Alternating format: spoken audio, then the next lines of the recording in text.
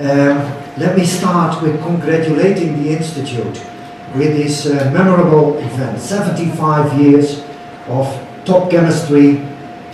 Absolutely great to be here, to celebrate with you, to have this beautiful symposium, and to enjoy also the great culture as we visited the pyramids. And I even had the joy to climb the pyramid, which I got 2 glasses of wine from a distinguished professor in the front row. It was worth the effort because the view was spectacular.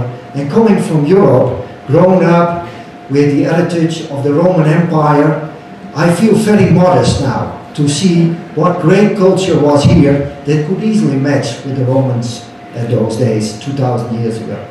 So, congratulations to the organizers, our host, for inviting us to this marvelous place. So, as we are running 15 minutes late, and Professor Steng challenged me again to present more than 150 slides that he did, I have to speed up now dramatically, and of course we will have coffee break a little later, but you will apologize me for it. So today I will talk about our work on dynamic systems, and what I will do is I will give a little bit of an overview of what we are doing with some background, but also focus on some very recent work that is in press and you will see in the journals in the coming months.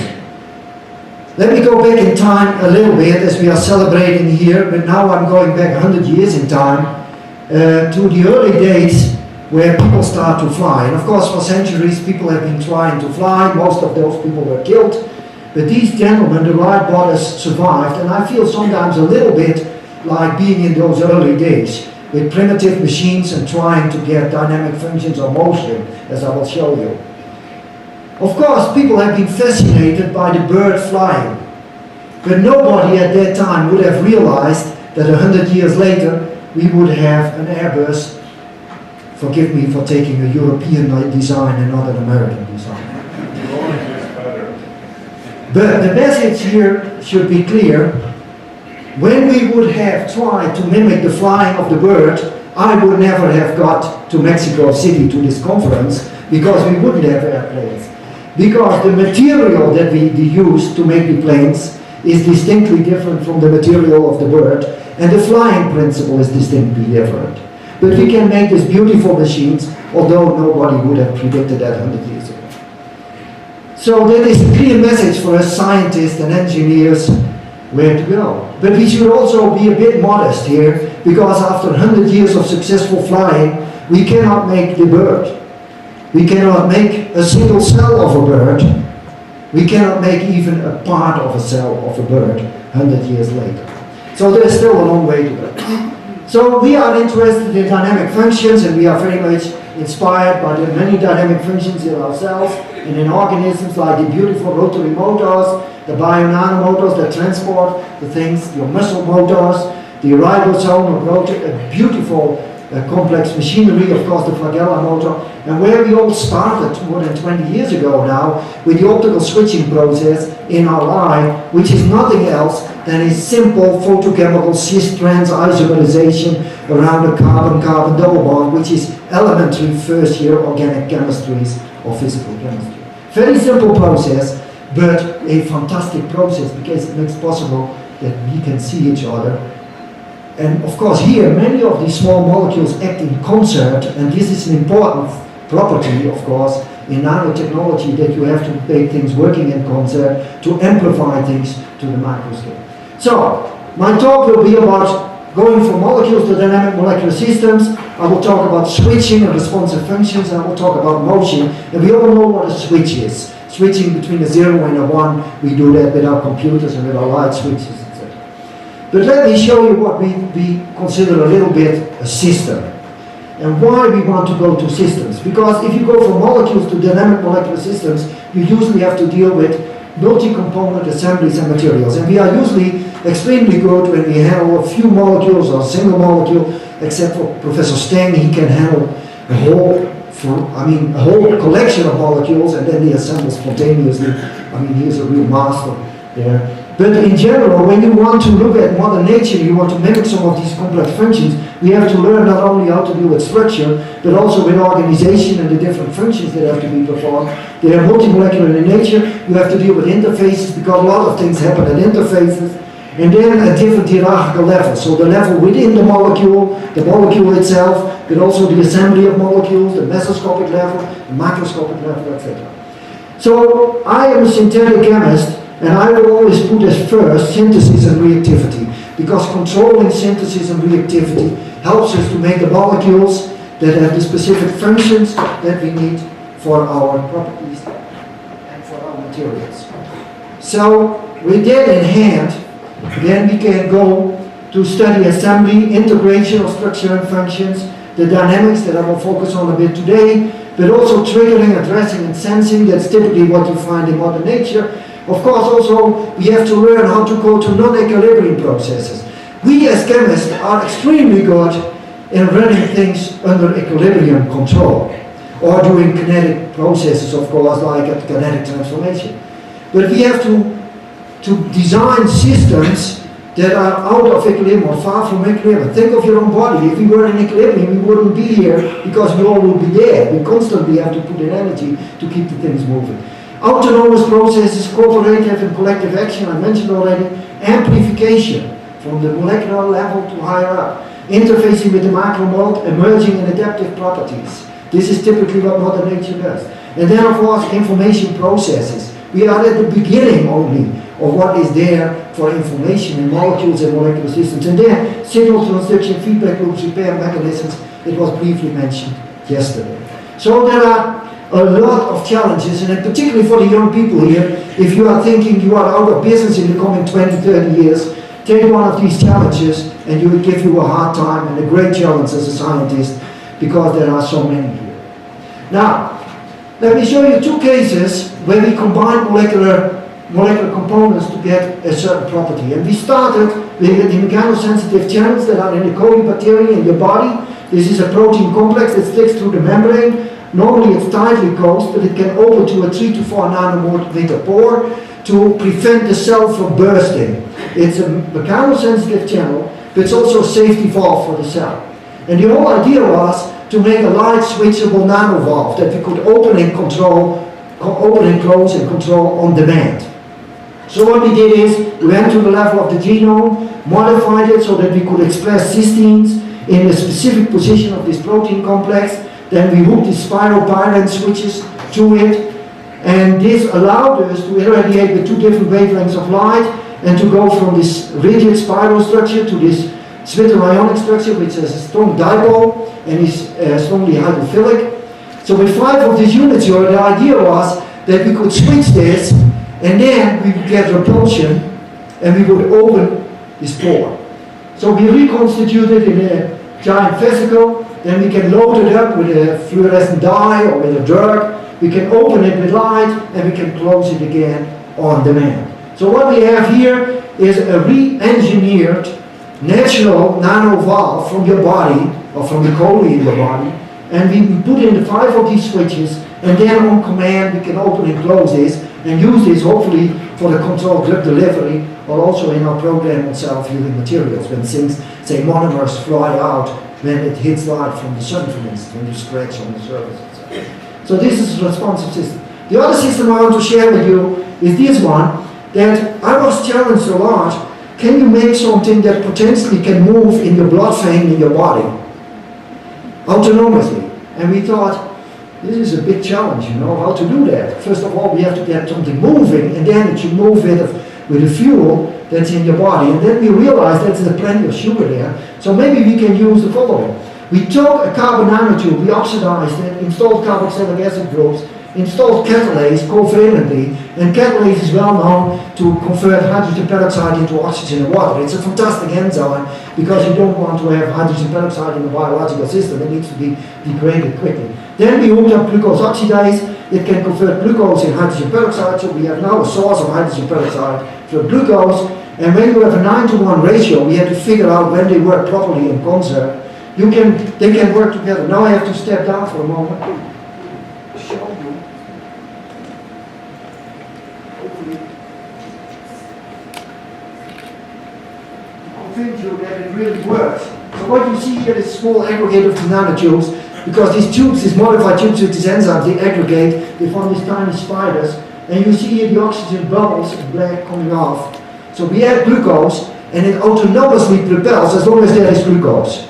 So these tiny nanotube aggregates autonomously propel. When this glucose is gone, it stops, you can add glucose, it starts to move again. So this is autonomous propulsion system based on a biohybrid system, and it brings together the components to do a real new function. Now, this is early days, and as I mentioned before, from these early attempts to fly, to get control from A to B the movement, to transport things, etc. That gives me my students a hard time. It's also great fun to see if we can get directional movement. So we make this kind of Janus particles now, and to see if we can move in a certain direction with sugar as a fuel. So will we have nanorobots? Is it science or science fiction? I don't know. For me, it's very difficult to predict the future. But what we can do is to invent the future. And that is what we as scientists, I think, that's our message, our destiny. So let me talk a little bit then a bit more about how we control dynamic functions. And I'm very much interested in assembly, to control dynamic assembly, trigger and response, and motion. And I will talk today about 3 topics: responsive materials, smart drugs, and molecular motors in the second part of my talk. So let me first focus on switching. So I'll show you examples of self-assembled materials and how we tackle problems with drugs in biomedical approaches. So self-assembly and photopharmacology is the first 2 topics, and the whole key here is that we build switches to control function. So we switch with light, and we like light switches a lot because light is non-invasive. You can tune the energy, the wavelengths, etc. There's a lot of opportunities there, as we heard so beautiful in the lecture yesterday morning.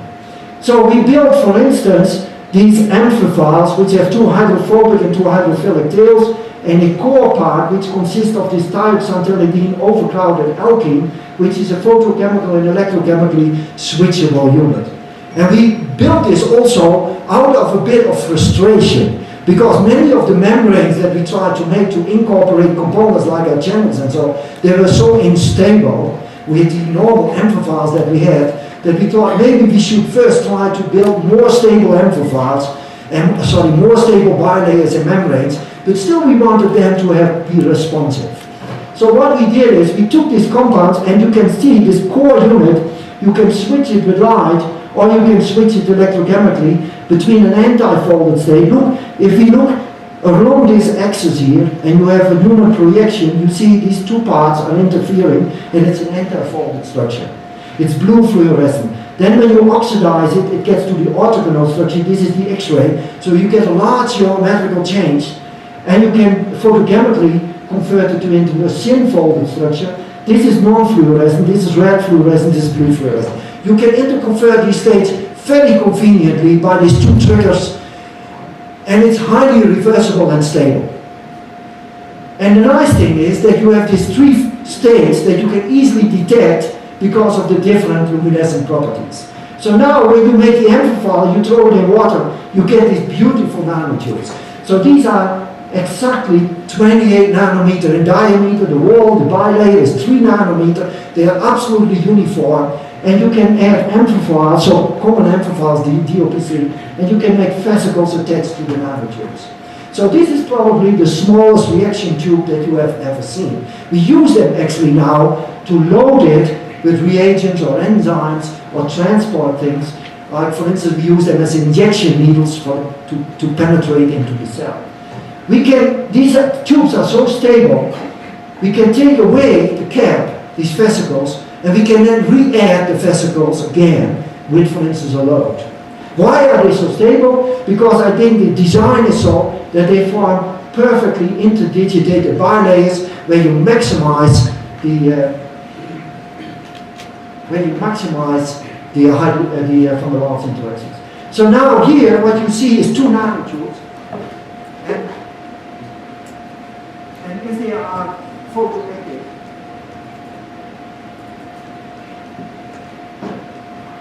you can see here, this is real-time observation of the change in the nanotube. So when you hit it with light, they start to bend and curl.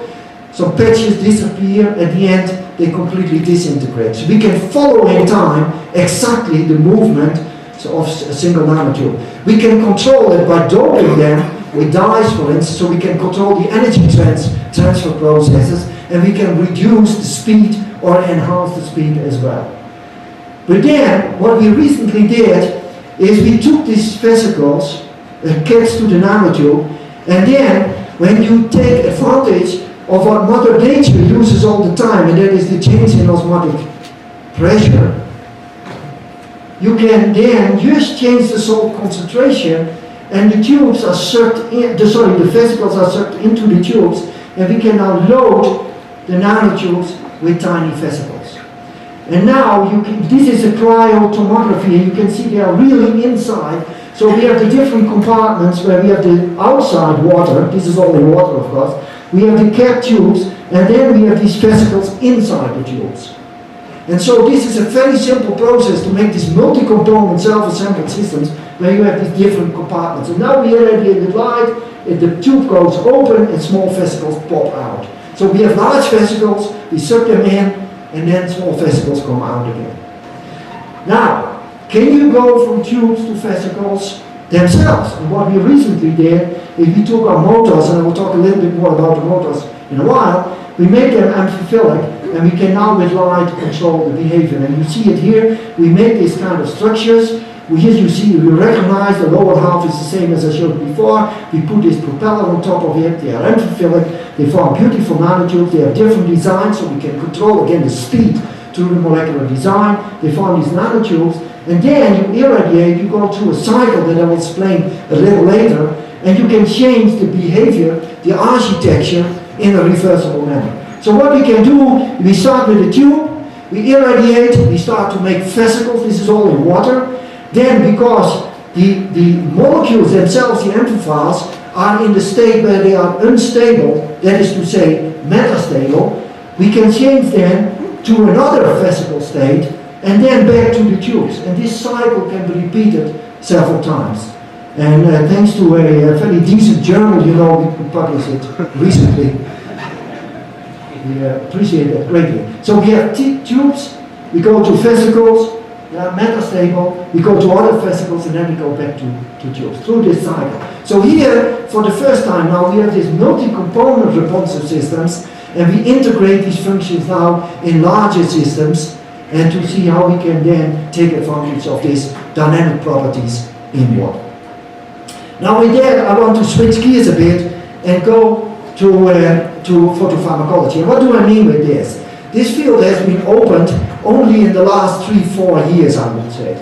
You're all aware probably with optogenetics, I have to refer to Professor Dijsselbroek at Stanford and his colleagues. Fantastic field, the neuro field and neuropsychology and the medical, they are really absolutely flabbergasted what's going on there, because you can, I don't know if you have seen this, what they do is they express fluorescent proteins or light activated proteins in the neural cells, for instance, or in the neural networks. And you see these movies on the web where you drill a hole in the skull of a rat, and then you irradiate with a laser, and the rat typically shows different behavior.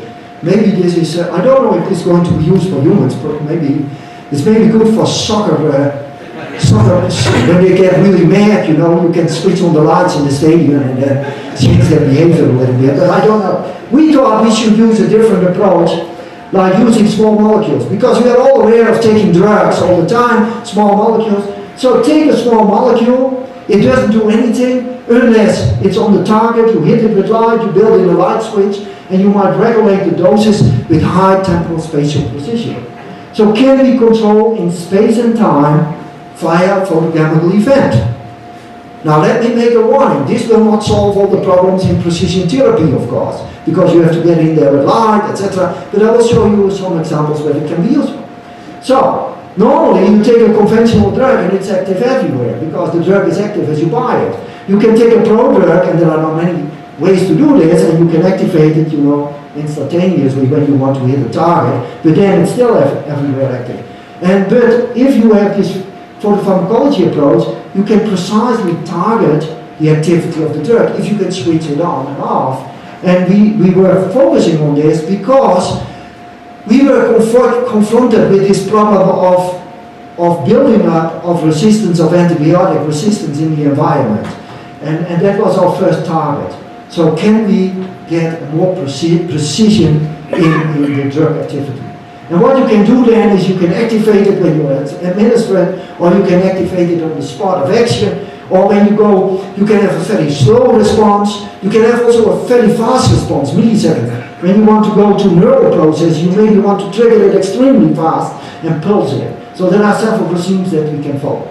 Now, antibiotic resistance is a very nice area to work in, because the World Health Organization says bacterial resistance and antibiotics, it's one of humanity's ticking time bombs. People say that this is a more severe problem to humanity than the climate change. I'm not judging it, we can discuss it, but it's certainly a problem that is recognized. Another severe problem is the side effects in chemotherapy, and everybody knows this. When you get chemotherapy, you get all kinds of problems. Your hair drops out and all the problems with the fast-growing cells, etc. So if you get more precision in the therapy, that would be great.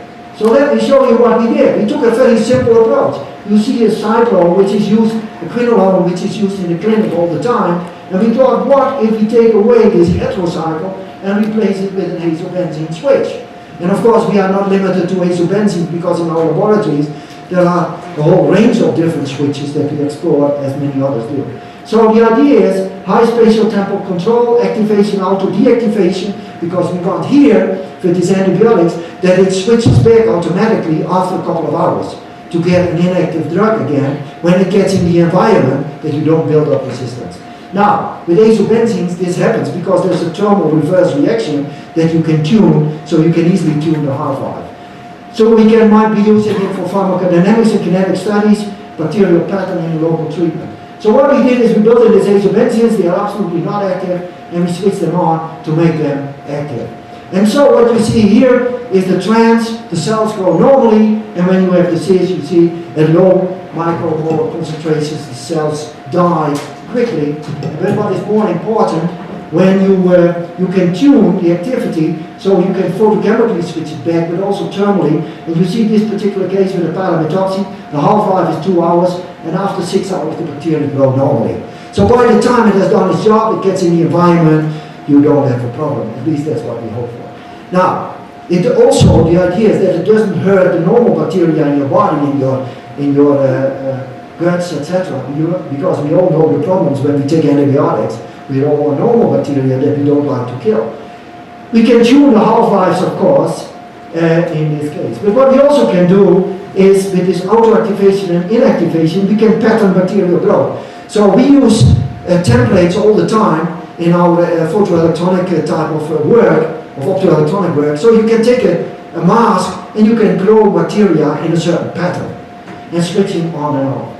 Now, there is of course some real challenges still here. The original work we did with normal light or near visible light. So now my students work on the next challenge, and they're bringing it into far visible or the near infrared, because that gives you non-toxicity, that gives you high penetration depth in the body. And there is upcoming now a review in Angewandte where you can read, we work together with the clinic people, what kind of targets are emerging that can be treated in this way. And it's amazing what surgeons these days can do with light. They say to me, it's no problem, we can almost tackle everything with light these days. But this is still a serious problem. So we are now working, and we are now at around 650 nanometers, we're getting there. But because when you change the wavelengths in your architecture, you still want to preserve your activities of your drug, of course. We can control biofilm formation to some extent, that's also important for implants, etc. It's a serious problem.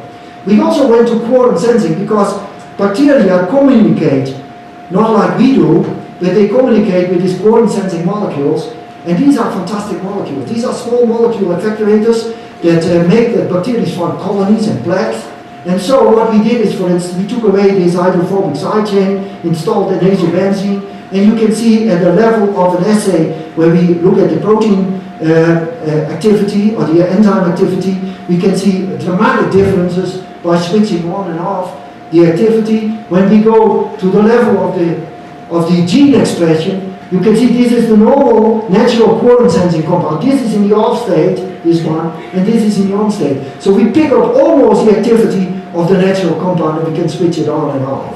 And so we can control this communication and hopefully in the future also this plaque formation. Now, what is the key message here is that I think maybe we are not going to make a new drug at the end, because we all know what problems it is and how much it takes to make a new drug.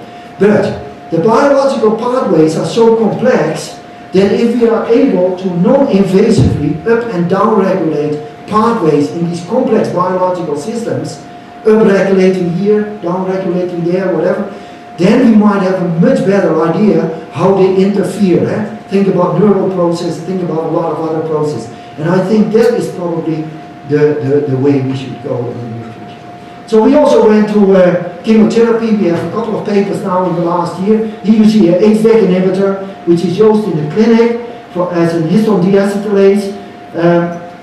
So we modified SAHA, which is the clinical use one, and we installed the nasobenzene, and you can see this is the inactive one. In red you see the active one, in green is the clinical use one. So we can switch it on and off, and we almost get to the activities that are in the compounds that are used in the clinic. So we photoactivate, and of course my dream is now, with these new imaging techniques that are emerging so rapidly, fluorescent imaging, the MRI, the PET imaging, etc., these multi-imaging techniques, that you can really detect these tiny tumors and then direct your laser to activate your chemotherapeutic agent and to kill these tiny tumors. But this is still a bit of a dream at the moment. So, the whole idea is that using a simple idea of modifying with switches, the molecules, like small molecules, triggering in a non-invasive manner, and then get a spatial temporal precision in action. And then hopefully, maybe drug action, but maybe also non-invasive network regulation. So at the moment, we are heavily working on antibiotics and anti-tumor compounds, but also on neural functions. We team up, of course, with the experts there, and also on DNA regulation, because if you can up and down regulate DNA functions, I mean, there's a lot of opportunities there for cell growth and blocking cell growth. Now, let me switch gears to go to molecular motors. And the key question is, how to distinguish between left and right. And it was mentioned, I have a keen interest in stereochemistry. We do a lot of asymmetric catalysis, but here I will show you how we distinguish left and right. Because that's the main problem. Because we all know that rotation around a bond is extremely fast. And Michael Garcia-Carriba at UCLA demonstrated that in the solid state, you get this free rotation with well over 100 megahertz, and I saw some beautiful examples at a poster session here yesterday where it was also almost impossible to measure the rotary speed because they are so fast. So we all know this, and there is a whole field now to going towards molecular machines and motors, etc. But certainly one thing we have to control, and that is motion at the molecular or the nano scale. And so how are we going to make a rotary motor? And so we have to also realize another important aspect. If we build a machine like an artificial robot in the real world, we know that size, inertia, and force, like gravity and mass, makes an important difference. But when, and I think it was mentioned by Professor Murner, when you go to the natural robot system, 2 nanometers, there's a slight difference in size, 1 billion. Mass doesn't make much of a difference. It's all the viscosity, the intermolecular interactions, the interface phenomena, etc., that makes the difference. So it's the effect of length scales. And when you control motion, you have to take care of the low Reynolds numbers because motion is different there, and of the tremendous Brownian motion that is present at that level.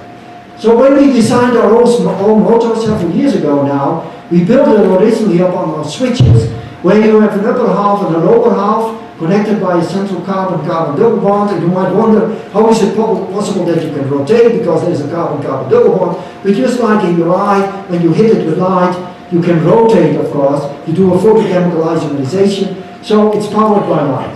So why do I call this a motor?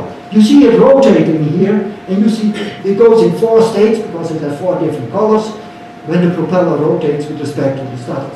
We have a controlled motion, we consume energy, we have a directionality in the motion, and we have a repetitive process. So let me explain. If you don't put energy in your car, you don't fuel it, you won't get anywhere. And if you have no control over forward or backward, left or right, you wouldn't get anywhere either. And if you have not a continuous process, it's a switch, and not a motor. So we have a double bond isomerization, a helix inversion, a double bond isomerization, and a helix inversion. And those 4 steps make up a 360-degree rotary motion. So we start with this is the X-ray structure of the stable, what we call PP trans. It's a single enantiomer with PP helicity and 2 stereo centers. As you can see, these methyl substituents here. And as you can see from the X-ray, they are pointing in a pseudo-axial orientation to avoid steric hindrance at this area here in the molecule.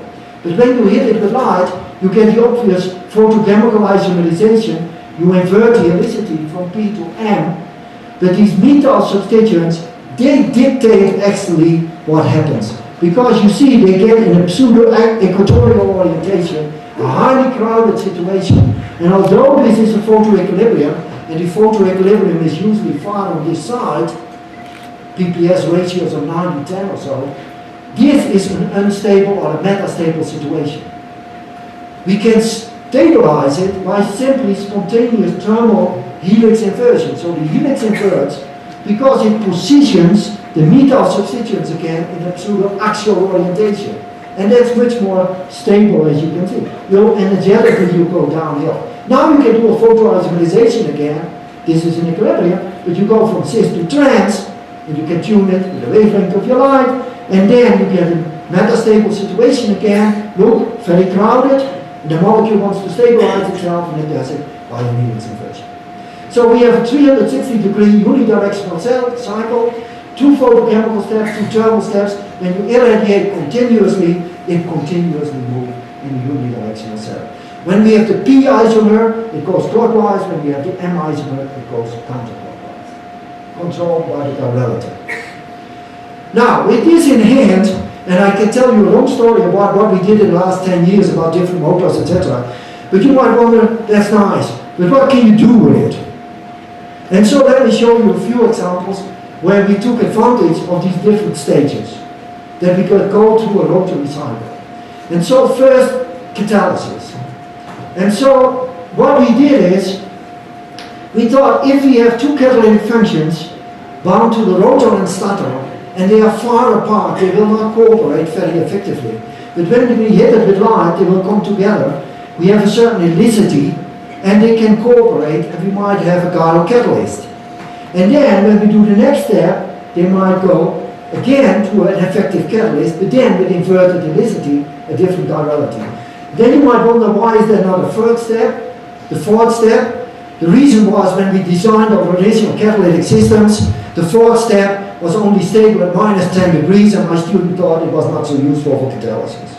So we can go to this step, and then we can go back into the original one.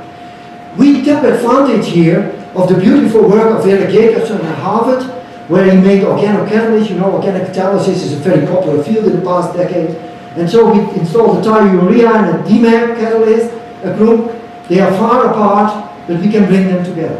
And we took as a catalytic reaction the thiol addition to cyclohexanol, a 1,4 addition reaction. You can see with the trans catalyst, when the groups are far apart, it is a lousy catalyst, and it gives receiving product. When we bring them together by just irradiating, bringing the groups together, the catalytic activity speeds up quite dramatically, and we start to make preferentially the S enantiomer. Then we do the next step, the helix inversion, get even a better catalyst, and it starts preferentially to make the R enantiomer.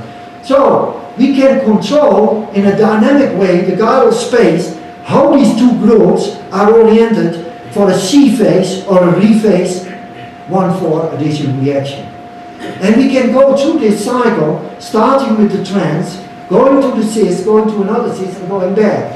And so what this catalyst can do, it can do multitasking. We can have a catalyst that can make a racemate, then we hit it with light, it starts to make the R enantiomer, then we hit it, and it starts to make the S enantiomer. And then we go back to make the racemate again. And the sequence in which this happens is all controlled by the directionality of the motor. Now, I'm not aware of an enzyme that can make a racemate, an R enantiomer, and an S enantiomer with the same. You can do it with an enzyme, but then you have to re-engineer the enzyme, of course, and many people do fantastic work in that direction. So people ask me then, this is nice for organocatalysis, but as you talk with people from industry, they say, so what about metal catalysts? Because we prefer metal phosphorus complexes. So what we recently did, after quite some struggle, took advantage of the ligands that Barry Trost at Stanford made, these beautiful phosphine systems. We attach them to the motors, and you see a typical design. And so now these are two phosphines, A and B, and we can bring that together, and we use a Trost kind of desymmetrization reaction. You can see we can go in this direction or that direction. We can make both enantiomers as well as the racemate, of course, but that's not so interesting. And now we get into the levels of enantiomer selectivity that we are at 90% E or above.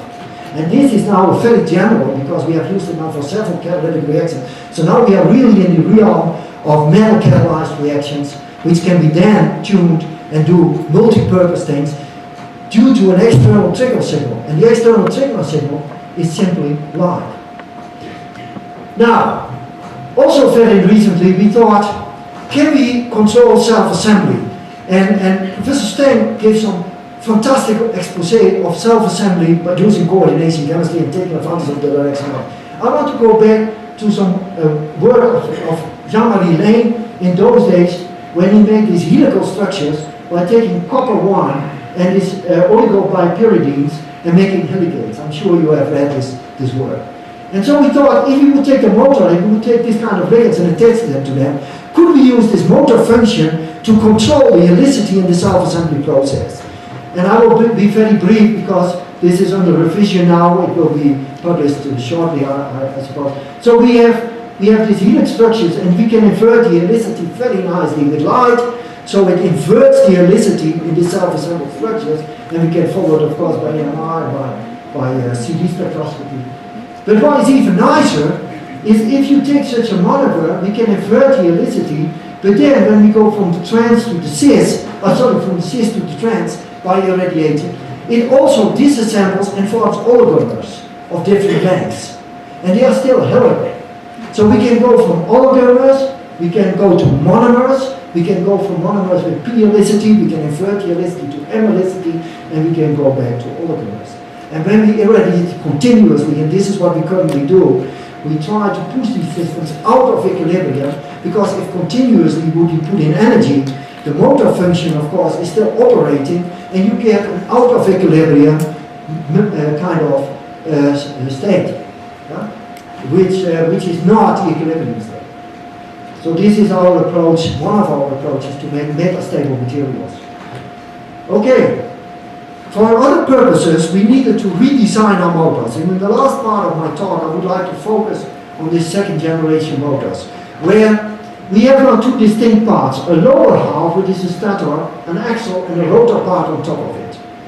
And we did that because as a synthetic chemist, you know, when you have two identical halves, it's always a bit tough, because you substitute on one half, it also happens on the other, and you have to do endless separations of isomers, etc. So we made the synthesis possible of these compounds, and we have a whole collection of these molecules, and we can tune the speed actually also by changing this gap here. You might wonder, how fast are these motors?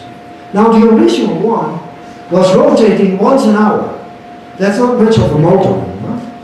But we were lucky, because otherwise we might have missed it, because we could see each individual state by NMR and by other spectroscopic techniques. We have now motors which are much faster, as I will show you in a second. But of course, the fast step is the photochemical step. We did femtosecond spectroscopy and measured, you know, and it's really fast. But the slow step, the rate determining step, of course, is the thermal helix inversion. That's the rate determining step. And when you make this gap here a little bit wider by changing the X and Y and change the electronics and so on, you can finally fine-tune the rest. So what we did is, we made a whole series of about 50 different of these constructs, and we have now speeds from hours to nanoseconds. So the fastest one is at 3.2 megahertz, The photoisomerization is in the picosecond regime, but the thermal isomerization we get now in the nanosecond or half-life. We work together with Steve Nietzsche at Anglia to do the transient spectroscopy, etc. We have to do kinetics at very low temperatures, otherwise we cannot measure it anymore, but we do also transient spectroscopy to get all those data. But this gives us the possibility to fine-tune the speed for a specific application. Now, you might also wonder, does this only work with UV light, or can you go to the visible? We have several approaches now to go to the visible. One which we are very enthusiastic about is again to take advantage of metal coordination. So we build in these ligands now in the lower half, and now through the metal we can fine-tune the wavelengths that we irradiate, because we now get energy transfer and we can take advantage of that process, and they are very robust, and that gives us also an entry in making electrochemically driven systems. But here you see a system that is run now at 450 nanometers, and it works beautiful. And again, we can tune also the speed of rotation via the metal binding. One of my students makes a whole series with different sizes of metals and ligands, and you can tune nicely the speed because it affects, of course, the isomerization barrier. So, we make these molecular motors on surfaces. I will show you one example. We put them on the mesoscopic scale. We control macromolecular. I cannot discuss it today because we put them on helical polymers, for instance, to control macroscopic helicity, and we look at nano movement, and I will finish with this today. So, first of all, we take these motors, and people ask me, it's nice with the spectroscopic technique, but can you really use them to move an object? And I said, okay, let's try. So what we did is we took this motor with a little bit different design, we doped it in a liquid crystal. And you know, in your mobile phone and laptop and so on, these mesoscopic materials, they are oriented like rods, like beams in the river. And when you put a diode dopant, you get this helical organization. And the helical organization, of course, is crucial to get color pixels, because the dark-bright reflection is directly related to the helix. You know, the pitch of the helix. If you have a short pitch, you have a blue reflection, you get a blue pixel, and when you have a long pitch, you get red, and you have a red pixel. So we can change, by using this motor, we can change the pixels very easily in a liquid crystal display, because if you change this motor, it rotates, you follow, with your liquid crystal, you follow the change in the helicity of the motor. The helicity of the motor is reflected in the helicity of the organization of the mesoscopic material, and that is reflected in the color, and you can see it with your naked eye. And I will show you an example. So what we did is we dope with tiny amounts this liquid crystal layer. So this is no trick, this is simply under the microscope. And you see this corrugated surface. These are the waves, you know, of the corrugated surface of the liquid crystal material. And we you don't see the motor because it's 1 nanometer. We put a glass rod, which has this dimensions micrometer, 10,000 times the size, and now I step down again and I will hit it with light. And then you see what happens.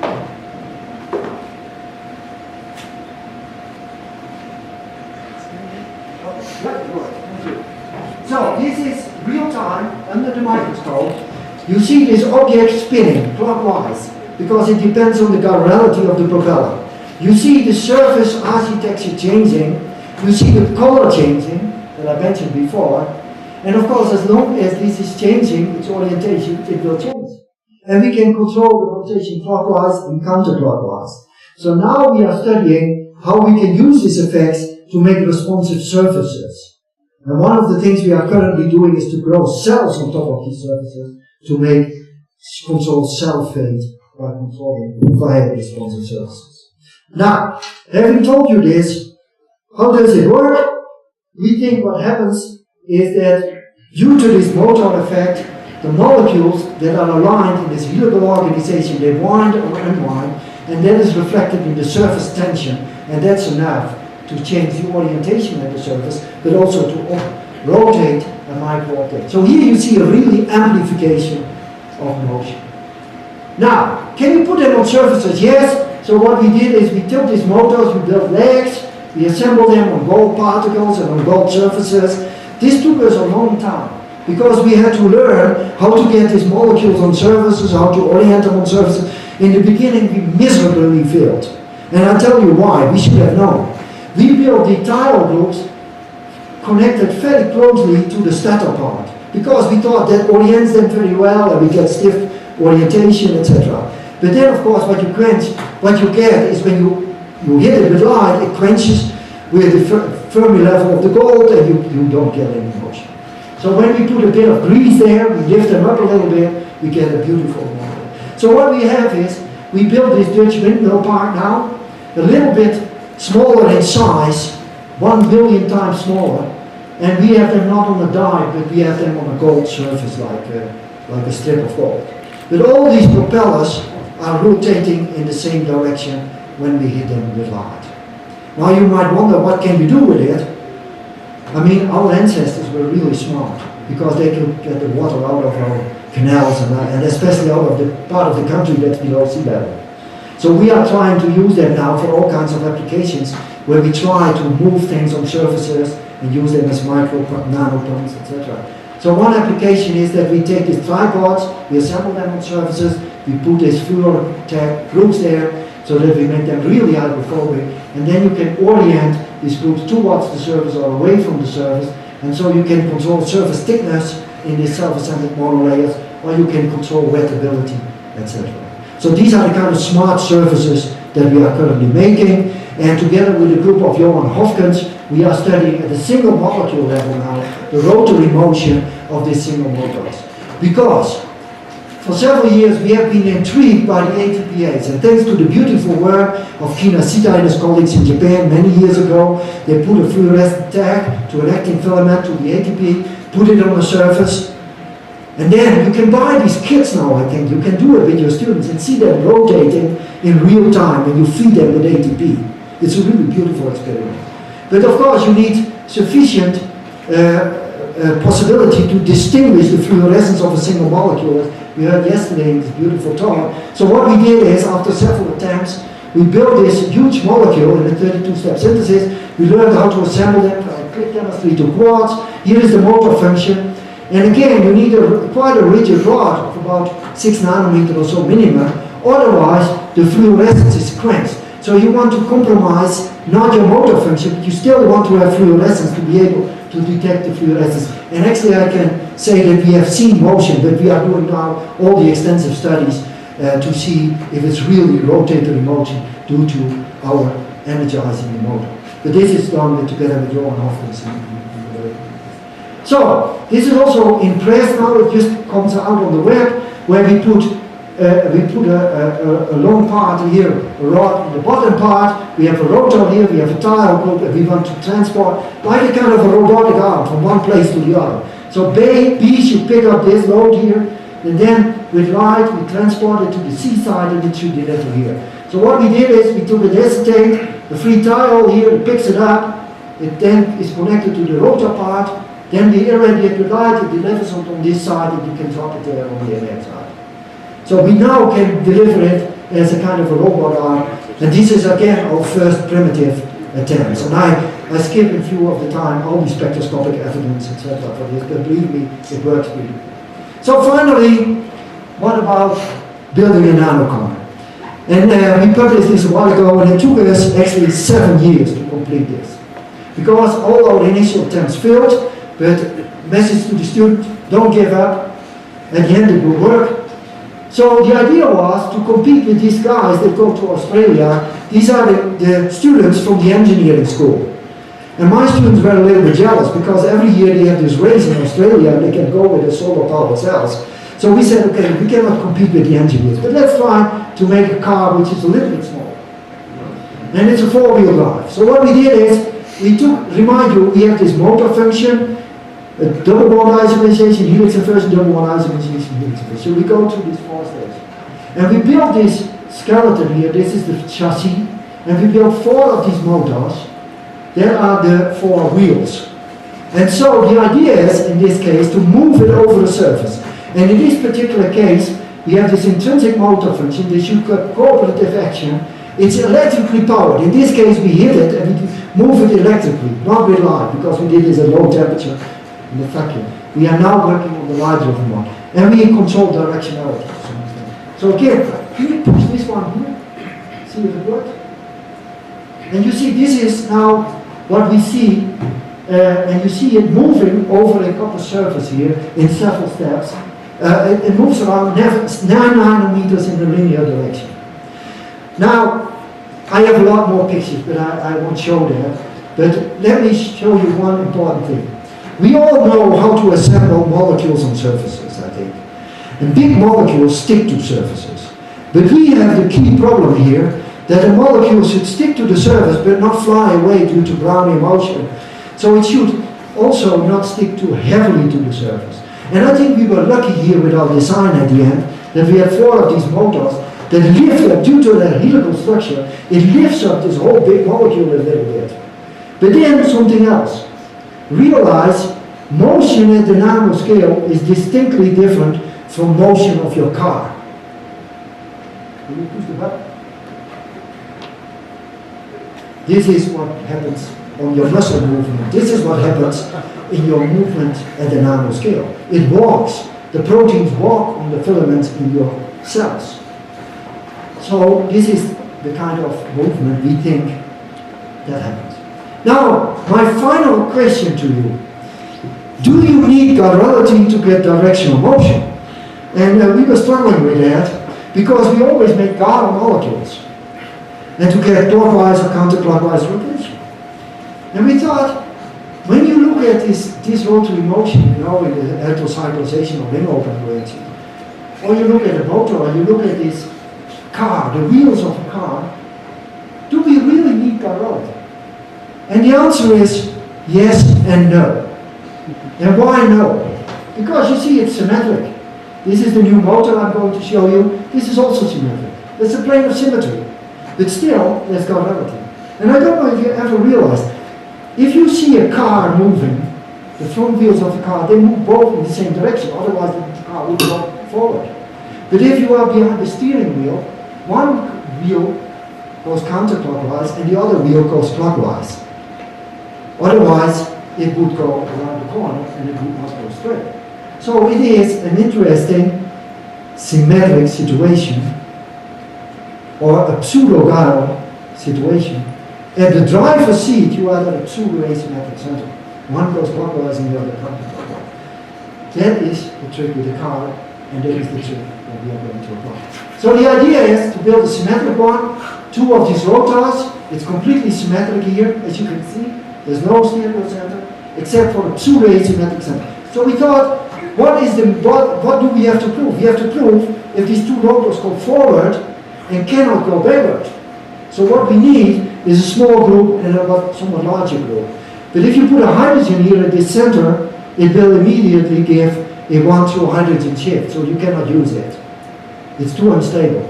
So then we did some calculations and modeling, and we figured out that a fluor is sufficient to get a high selectivity. So now we were facing the problem that we had to build this very sterically encumbered system with a quaternary stereo center, with a fluor there at this position, but it proved that it goes with over 99% selectivity, moves in one direction. So photochemically driven unidirectional rotation in a symmetric system. But you might say you are cheating a little bit, because how do you know it goes unidirectional? So then my students did the following: they installed methoxy substituents. And now we can make all the stereoisomers, and we can go to the individual processes of all stereoisomers and all the isomerization using a whole suite of different techniques. And here you see the different stereoisomers in the different steps of the process. We could prove every single step of this process. So now we are at the stage that we indeed have the situation like in your car, that we have a symmetric situation with a pseudo-asymmetric center, and when the 2 rotors rotate, they continue rotating in the same direction. Now currently we have done our first experiments on the surface, because this design is really great for working on surfaces, because we have a kind of a crawler, that moves over the surface, so we can attach all kinds of functionality there, and you see here the first pictures. So what we do is we build on surfaces, we build roads now. This is a self-assembled road on the surface, and we can functionalize it to balance the interactions, and then our motors or our cars or crawlers, they move over the surface. That's what we are currently studying. So this is the stage where we are. So let me finish. We program molecules to have responsive and adaptive functions and control motion, And ultimately, as I emphasized in the beginning, we want to go to more complex dynamic systems where we integrate all these functions. So today I focus on switches and on rotary motors here. But the perspective is information systems. I didn't discuss that so much because there's a lot to be talked about. Responsive materials, smart surfaces, maybe self-healing materials, certainly delivery systems and precision therapeutics, as I showed you some examples. Adaptive catalyst, where you have catalysts that can pick up a signal from the environment, like in our body, that you up and down regulate enzymes and you get higher activity. And then roving sensors, soft robotics, there are many other opportunities, I think. The field is at a very early stage, but I think there are tremendous opportunities to make compounds that mimic aspects of Mother Nature in their complexity, but are not natural systems, but like our plane, can do very useful functions. So with that, I would like to finish, but not without acknowledging my great team of students, undergraduate, graduates, and postdocs that made it possible that we could do all this work, because we had to learn a lot from chemical biology to surface sciences, but they did a tremendous job. Of course, the funding agencies. And let me go back in time once more to finish today. And that is 500 years, not 2,000 years like at the pyramids, but just 500 years. To one of my heroes, Leonardo da Vinci. And he said, where nature finishes producing its own species, man begins with the help of nature to create an infinity of species. This is what we chemists, like in this institute here, we like to do. And for the young people, don't be too scared. Imagine the unimaginable. Thank you very much.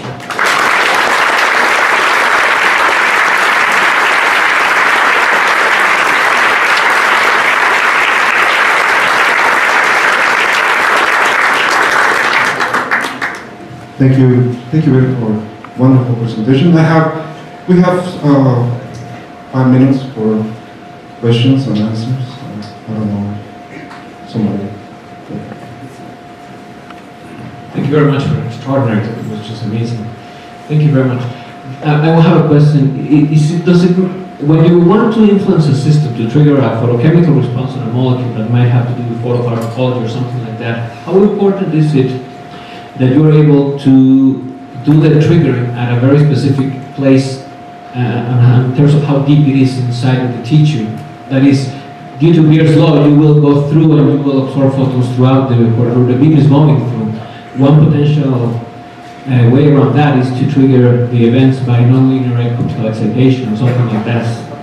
One way to make the photochemical event to be localized in space might be to do it through more than one photons, than to do it non-linearly.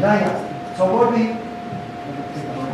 the question was, how deep can you go, and how important is it that you trigger it locally, and can you amplify it? And so, these are the kind of experts in real tissue. Like, for instance, we studied only cells so far. So now we team up with these people in the cell biology, but in particularly in the medical school, where they have these animal cultures, and so we need also approval for that. But it's really important questions. For tissue application, for skin, it works already. But we, as I said before, we only use it to go deeper or to specific. I think it's important that you can have specificity in targeting, because otherwise, why should you do it? You want to have very high temporal spatial precision. To go deeper into tissues with infrared light, you can go up to centimeters. And for other things, the surgeons say, no, first let me answer that other question about amplification. What we did is, we did also to photon excitation. And then you can use already infrared light, but then you need these laser facilities and so to be able to do it. You can think about other aspects where you do a photocatalytic event, for instance. That would be really cool. We're thinking now about that you amplify it via photocatalytic event or so. There are ways to do this kind of amplification, but we have not studied it much yet. And then to go into deeper organs and tissues, I don't know, I'm not a surgeon, but my friends in the medical school say these surgeons, it's amazing. They say, Dr. Feringa, don't worry. We put a needle in you and we can get light everywhere. I don't know if you want to. But this is very early days again. I cannot give a proper answer there. We will face several of these problems, yes. But we take advantage here of optogenetics, where they really have advanced the field quite a lot, and they use a lot of these optical techniques that we heard yesterday and so to be able to sample. And I see it's bright. I think there's lots of opportunities. And light offers, especially when you get more towards innocent light, far visible, infrared, and so I think it's beautiful.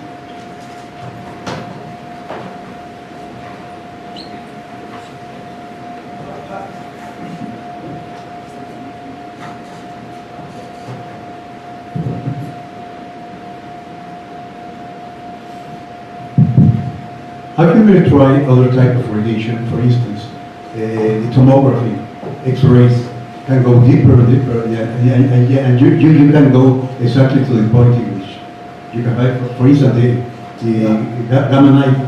Yeah, They can perform the operation intelligence. yeah, that's a good question. The question was for the people in the back, can you use X-ray or X-ray tomography and these kind of other sources of radiation?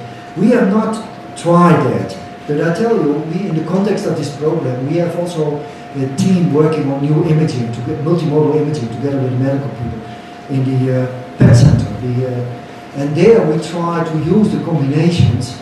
And they ask me also this question: can we combine this type of modalities with this? And we have not done it yet. But I think, I'm not sure with X-ray. I'm not an expert there. I think I have to talk with the colleagues here who are experts in X-ray. But there are possibilities there. The only point is, how quickly do you destroy molecules?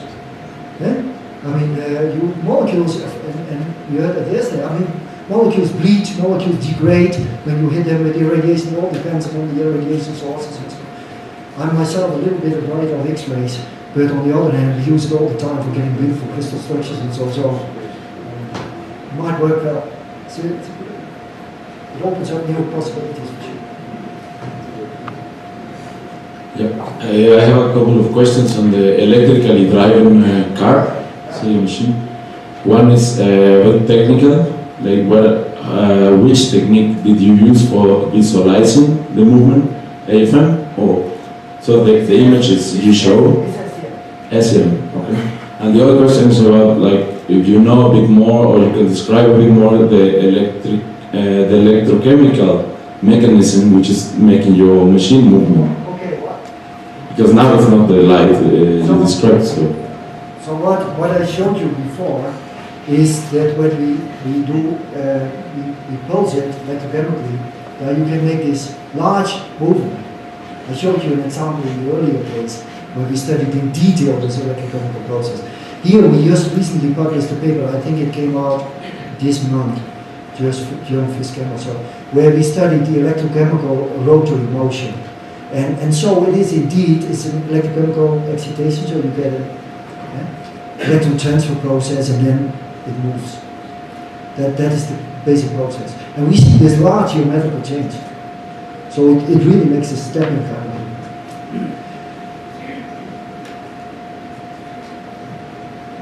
Any more questions?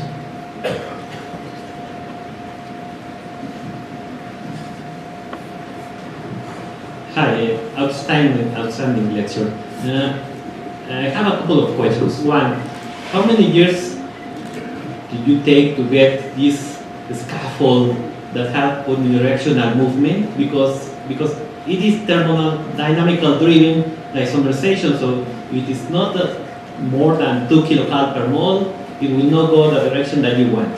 Yeah. And the other part of the question is, when you make these chiral helixes because of this scaffold, then you have all these helix could be as, I don't know, chiral ligand. You put phosphines around there, and you have a full chiral ligand there for catalysis. Yeah. So the first question, how many years did it take? That was your question, eh? Yes. Yeah. Now the car took us, what did I say, 7 years? And the surface work did take us 5 years before we learned precisely how to do it and to prove. Just to give you an example, we made several designs of this car initially that we failed. Because either we couldn't get them properly on the surface, or they were falling apart, or they didn't want to do the proper electrochemistry, because you can tune, the redox states of your molecule, of course. So finally we make a few of these designs, and then my student went to to the Empire in Zurich, where these people can do this high-level STM measurements. Absolutely, they are. And he was there for 4 or 5 months, continuously measuring. We did 10,000 of measurements, I can tell you, to prove everything. So now we use a lot, we still use a lot STM, but we do now, we do not at home, do this at home with our STM machines where we measure at room temperatures. And we do combine it together with a lot of fluorescent measurements because we want to combine STM with fluorescence to see if we can see the movement. Coming back, so it takes some time to design them, yes. And the synthesis, don't forget, I didn't talk about synthesis. But let me emphasize, you cannot do a measurement without a molecule. And if you want to have a molecule with such specific properties that you design via several steps, you have to make the molecule. And in some cases, it's like a total synthesis. Some molecules are easy, you can make them in 2 steps. But here we had to make the single enantiomers, and we had to make all the individual stereoisomers. Because if you have 4 wheels, you have 4 different stereoisomers. Or you have several different stereoisomers possible. 4 times 4. Sorry, 2 to the 4th. So what we did is we did this synthesis of all the stereoisomers and we make them, and it took some time, yes. And we have our failures as well. Now, to your second question, that is, that was about the continuum. It's the same as DNA. DNA is a chiral ligand, it's a helix. Yeah, so you indeed, you have to take care that there is several stereochemical possibilities. So with the phosphines as well, you have to design it carefully, otherwise you get a mixture of ligands, of course. Yeah? So this is certainly not a solution of all the problems in sodium. This is just, I mean, we make a lot of catalysts, you know, and you will hear a lot more from Professor Bell on Friday, making ligands and robust catalysts. This is just was how to demonstrate, not that we are making a catalytic system here that's useful for industry, because we can make easier catalysts, I think. But this was to demonstrate that you can make dynamic and responsive catalytic functions.